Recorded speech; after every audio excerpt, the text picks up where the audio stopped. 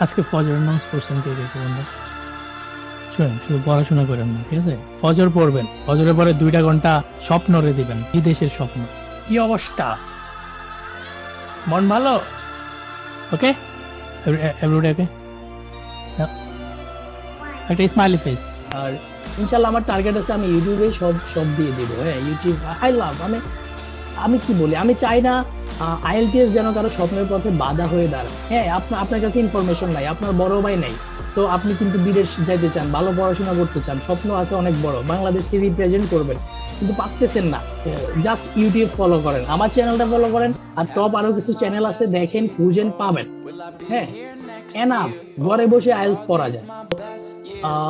মেন্টালিটিটা একটু অন্যরকম রাখেন। লাইক আইএলটিএস জিনিসটা আসলে বিট করা যায়, কিন্তু কিভাবে বিট করবেন এটা হলো ইম্পর্টেন্ট। হ্যাঁ, বেশি কথা বলতেছি। হ্যাঁ, কিভাবে বিট করবেন, দেয়ার আর এ লট অফ মিথস। লাইক অনেক বই পড়তে হয়, আইএলটিএস তো 6-7টা বই আনা, মানে আমি বুঝি না। সো মেবি, হ্যাঁ, মেবি আপনার উইকনেস আছে, আপনি দুর্বল ইংলিশে। ইনশাআল্লাহ সাথে থাকেন, ভালো কিছু পাবেন। ওই কানাডার ইমিগ্রেশনের স্বপ্ন বাংলায় আইএলটিএস এর হাত ধরে আসবে।